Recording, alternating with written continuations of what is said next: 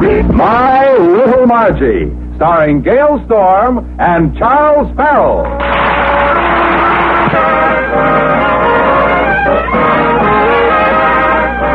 The events of the past few weeks will remain in the memory of the Albrights for a long time to come. You see, Vern Albright has a farm near the small upstate town of Pivotville. He likes to spend weekends and vacations there, and one day, well, let's go back to the beginning. It all started one Sunday morning in the Albright apartment on Park Avenue. As usual on a Sunday morning, Vern came into breakfast in pajamas and dressing gown. Good morning, Dad. Margie, whose dressing gown is this? It's Mrs. Odette's. I borrowed it from her the other day. Oh, what was it doing in my closet? Where's my robe? At the cleaners. Freddie said he'd pick it up. Where that? Can I guess here? Oh, but I look silly in Mrs. Odette's robe. Oh, who's going to see you? Oh, all right.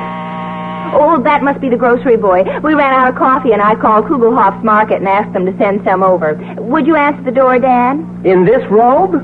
But it's only the grocery boy. Oh, okay. He kissed me!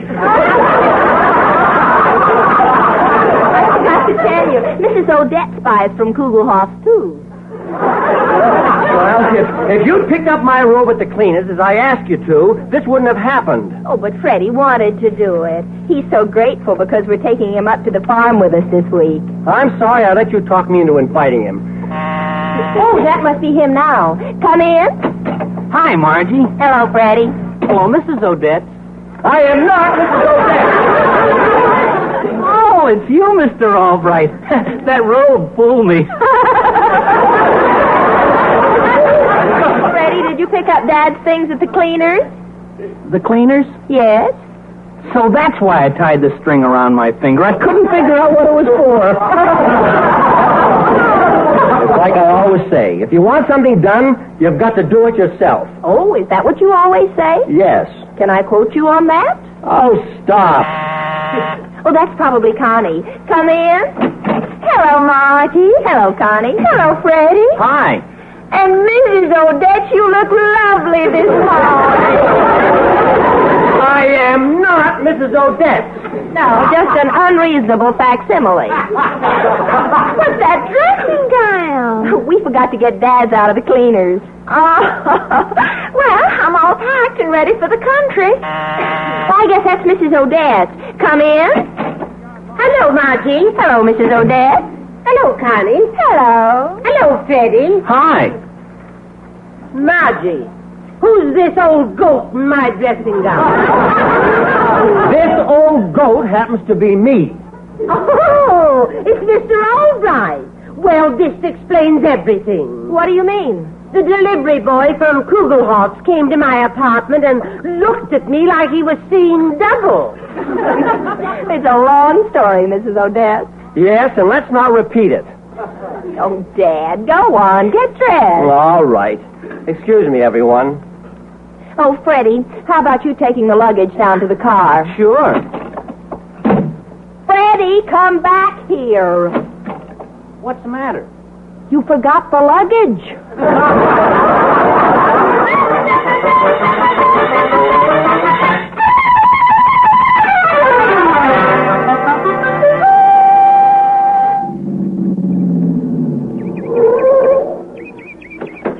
Well, here we are at the farm. At last. Freddie, I don't know why I let you drive. Gosh, Mr. Albright, I only made one mistake. When we came through Pivotville, I made a left turn instead of a right turn. Yeah, but on a one-way street. Well, you can't blame me for that. There was no sign. He's right, Vern. There wasn't a sign. And I noticed that the traffic lights weren't working either. Oh, they never work. I don't know why they don't fix them. We pay enough taxes in this county. What do they do with the money anyway? Well, it's a cinch they don't spend it on the roads. That French engineer must have built the roads in this town. What French engineer? Didn't you notice his name on all those signposts? Detour?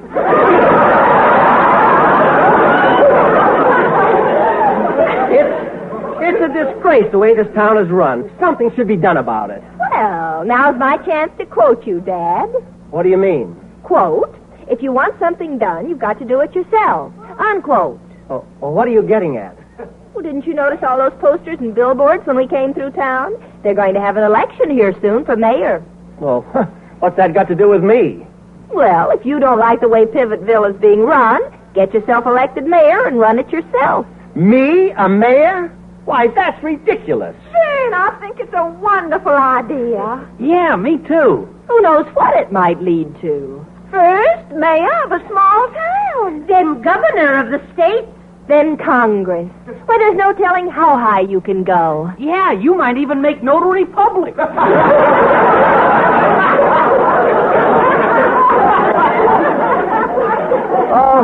Oh, you're all being silly. What makes you think I'd have a chance of being elected, even if I did run? Well, you're a businessman, and that's what it takes to run a town like this. And the people know you're honest. If you make campaign promises, they know you'll keep them. Yeah, if you promise to build new roads, they know you'll give them new roads. And if you promise to build a new gas works, they know you'll give them the works. Gas, that is. Well, Margie, baby, if you have that much faith in me, I'll do it. I'll run for mayor. Woo-hoo! This is so exciting! A political campaign. This takes me back to the days when my second husband ran for assemblyman. Was he elected? Well, no. The voters didn't vote for him on account of his youth. Well, how old was he? 60. But his youth was already spent. That was the trouble. The voters found out how he spent it.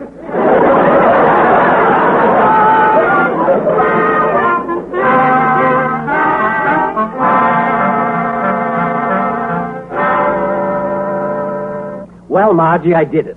I went over to the county clerk's office and filed the necessary papers. I am now officially a candidate for mayor of Pivotville. That's great, Dad. Freddie and I have been working on campaign slogans for the posters we're going to put up all over town. Listen to this one. Vote for the man whose honor bright, the people's delight, Vern Albright. That's pretty good. Hey, listen to this one.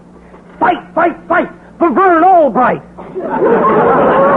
Freddie, this is a political campaign, not a football game. Oh, I just thought of one. Now listen. Vote for upright Vern Albright. That's all right. I think it's a little corny. Hello, everybody. Oh, hi, Miss O'Dell. Where have you been, Mrs. O'Dell? I've been going around town digging up gossip about your father's opponent. Oh, and I dug up enough dirt to bury him. That's great. Dad, we'll use it for your speech tonight. I'd better start working on it now. Now, let's see. Let's see now. How should I start? I got a great way to start the speech. Ladies and gentlemen. Well? Freddie, that's sheer genius. Thank you. Positively brilliant. Really? Freddie, if anyone ever starts a rumor that your head should be examined, pay no attention. There's nothing in it.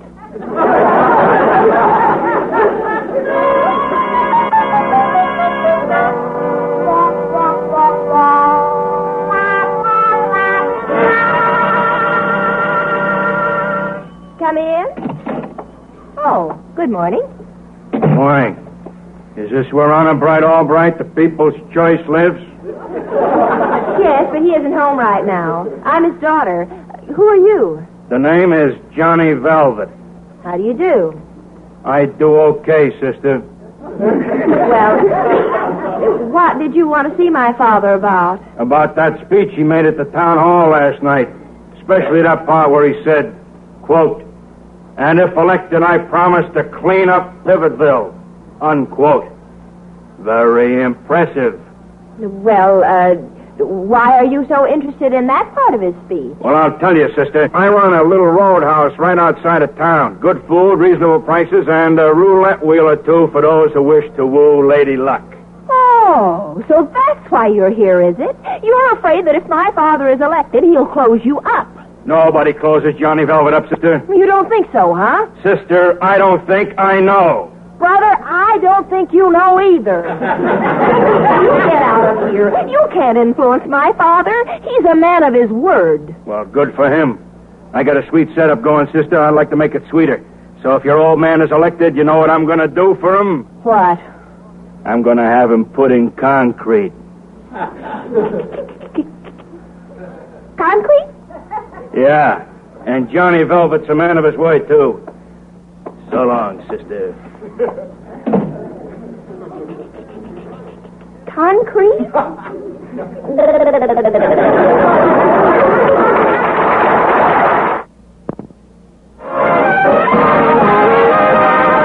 And now back to My Little Margie.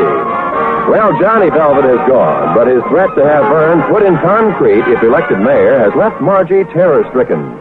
We find her now with her friends, terribly concerned for her father's safety. Well, what sort of a person was this Johnny Velvet, Margie? Oh, he was a tough gangster type. He had the eyes of a killer. And his voice sounded like a bent spike scraping across a rusty file. Oh, gee, Margie, do you think he'll kill your father in cold blood? What are you expecting to do? Warm it up for him? That type doesn't scare me. I've got a good mind to take a sock at him. Well, why don't you? Well, I got a good mind and I want to keep it that way.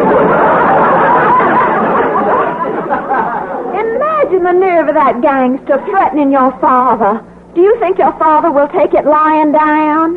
If he gets killed, he will. Oh, I've got to do something to save Dad. Well, just tell him of the danger he's in, Margie. He'll surely withdraw from the campaign. Oh, if you knew Dad better, you wouldn't say that. I don't dare tell him. He's not the kind of man who gets intimidated very easily. Well, that's right. Mr. Albright's a fighter. Now, the way I see it, we have to persuade Dad to withdraw, but we mustn't tell him why. Will you all help me? Sure, Marge. You can count on me. Oh, Mrs. Odette and I will be glad to do all we can. Fine. Now, when Dad comes in, we'll just... Hello, everybody. How are all the loyal campaign workers of the next mayor? Dad, about the election, don't you think you ought to withdraw? Withdraw? What are you talking about? You don't want me to run for mayor? I don't want you to run for anything. I want you to run from.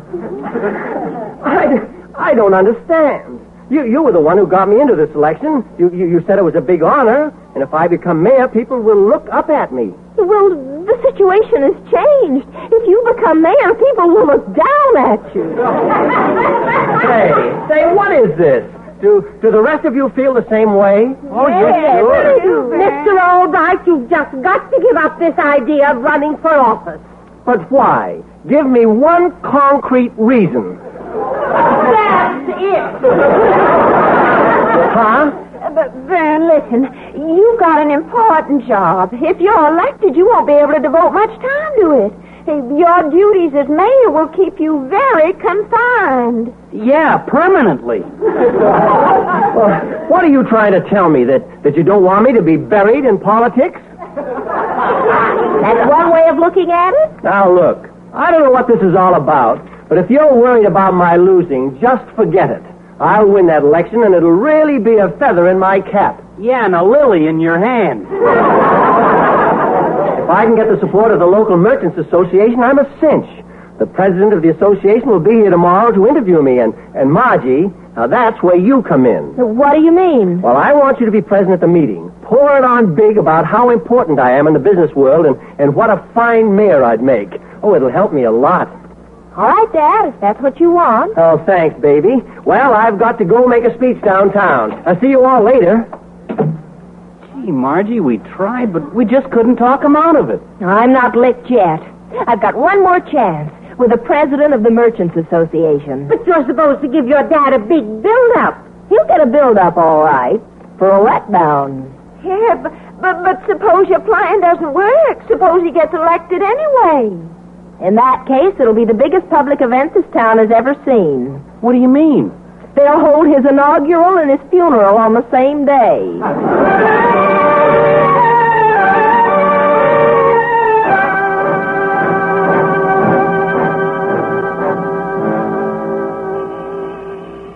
That must be Mr. Peters, Margie. Remember now, play up big. Okay, Dad. Good. Come in. Good afternoon, Albright. I'm Silas Peters, president of the Merchants Association. I'm pleased to meet you, Mr. Peters, and this is my daughter, Margie. How do you do, sir? Hello there, young lady. My, but you're pretty. It's certainly a big asset for a candidate for public office to have a pretty daughter. Well, thank you, sir. All right, I'll get right to the point. I'm a man who doesn't like to dilly-dally around to beat around the bush. I say what I mean, and I mean what I say without stumbling or fumbling or wasting time. If I have anything to say, I say it and let the chips fall where they may. So when I tell you I want to get right to the point, I want you to take that statement at face value because I'm a man of few words, very few words. So if it's all the same to you, I'll get to the point. You've already passed the point. What was that, young lady? I said, don't you think this is a nice joint? Oh, yes. Yes, lovely, very lovely. All right, I'll be brief. This town needs a good mayor, preferably somebody with a good business background. What the Merchants Association wants to know is, are you the man for the job? Well, are you? Oh, my turn. Well, all I can do is point to my record. I've been a successful investment counselor for many years, and I'm very highly regarded by my clients. Oh, that's true, Mr. Peters. They think very highly of Dad. Even those who were wiped out by taking his advice. Wiped out? Well, what she means is, you see, some people do lose money in Wall Street. It's inevitable. Yes, I suppose so. Tell me, Albright, do you have a reputation for honesty, integrity, fair dealing? Mr. Peters, I assure you I have never in my whole life taken a dime that belonged to anybody else. That's right. All he asks is a chance. Margie!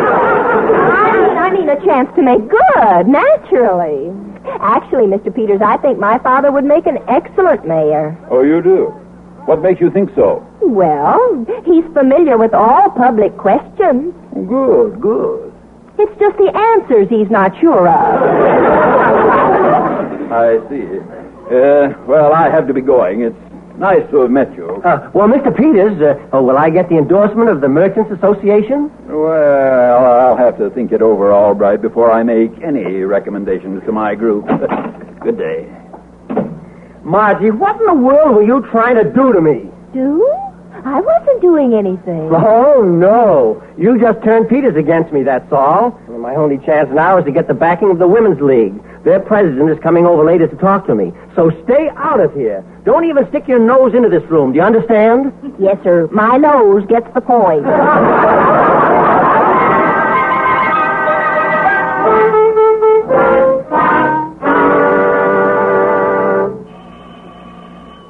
Come in. Mr. Albright, allow me to present myself. I am the president of the Women's League, Mrs. Tabitha Kunkel. How do you do, Mrs. Kunkel? This is indeed a pleasure. Oh, won't you sit down? Oh, well, thank you. As you probably know, Mr. Albright, the Women's League is quite powerful politically. The candidate who receives our approval is virtually assured of election. Oh, I understand, and I'll do my utmost to merit your approval. We shall see. The man we want for mayor must have a spotless personal life. He must be a man of rectitude, high-minded and high-principled, a teetotaler. Oh, Mrs. Kunkel, as everyone knows, my reputation is beyond reproach. Dad, excuse me for interrupting, but what do you want me to do with those bottles? Bottles? What bottles? The empty ones. The full ones I've already put on the bar. Margie, I'm busy. Please go. Yes, sir. Now, where were we? Among the bottles. Oh, yes. We drink a lot of milk. Mr. Albright, my organization must be convinced that you're a man of sterling character, a man whose virtue and morals can stand as an example to the community, a man who shuns gambling of any sort. Oh, naturally. and let me assure you that my personal life is everything the public could ask for. Dad, I hate to interrupt, but isn't it about time? Time for what? to listen to the fourth race. Margie, I'm not interested in the fourth race. Oh. Well, which one was it, the fifth? Will you please leave me alone? Mrs. Kunkel is here to discuss my endorsement by the Women's League. Get it? Well, I'll have to take it up with the girls. Good day, Mr. Albright.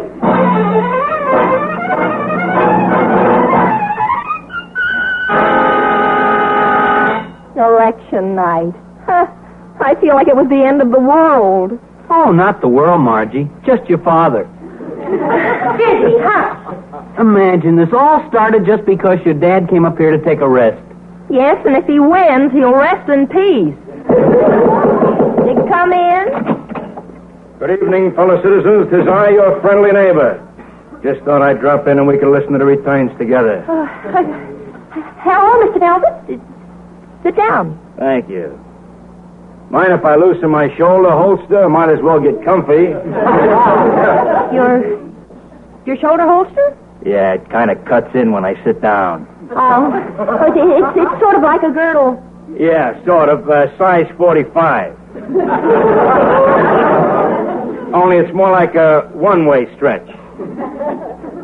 Hey, kid, where's your old man? He's at campaign headquarters. Oh, well, turn the radio on, kid. I'm very interested in the results. So far, the few scattered returns show that Albright is leading his opponent Johnson by several votes.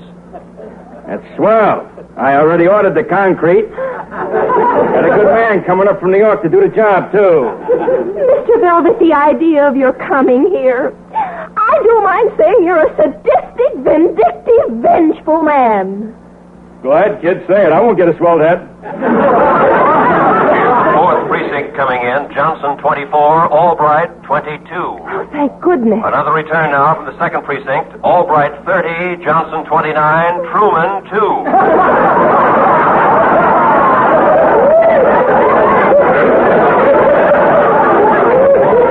Nice. He's making a comeback. Of course, write-in votes don't count.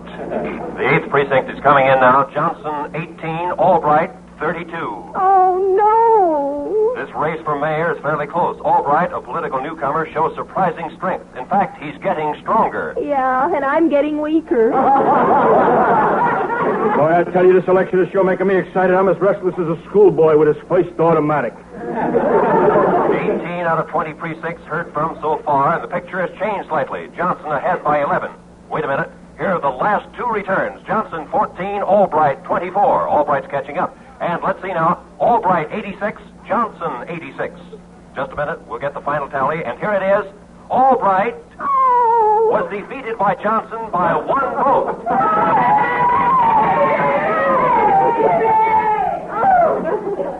Well, that's too bad. Well, Margie, I suppose you heard the results. Dad, I thought you were downtown. No, I was listening in the car outside. I hope you're very happy. I lost, thanks to you. Yes, and thanks to me, you're still alive. I saved you. This man here was going to kill you if you won. What? Huh? He said he'd put you in concrete if you won. A concrete statue of him right in the middle of the town. Holy mackerel! A statue of me? But why? To show my gratitude for wiping out my competition. You was going to clean up the town, no gambling and stuff. Well, my joint's just outside the county line. I'd have made a fortune. Oh, no. Well, better luck next year, Albright. Happy days. Gee, I'm sorry, Dad. I didn't know. Oh, that's all right, baby. You thought you were doing it for my good, and I appreciate it. Then you're not angry at losing the election? No, the election was crooked anyway. A friend of mine told me. When he went into the voting booth, he saw them stuffing the ballot box. When did he see that? The third time he went in to vote. Yes, sir, that's my dad.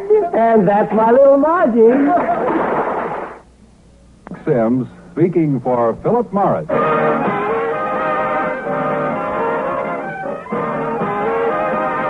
Be with us us next week when once again Philip Morris presents My Little Margie, starring Gale Storm and Charles Farrell, based on characters created by Frank Fox, and produced, directed, and transcribed by Gordon T. Hughes for Hal Roach Jr. and Roland Reed. My Little Margie is written by Lee Carson and Jack Harvey. Verna Felton is Mrs. Odette, Gil Stratton Jr. plays Freddie, and Shirley Mitchell is Connie. Others in tonight's cast were Jack Crucian, Parley Bear, and Lois Corbett. I am Roy Rowan.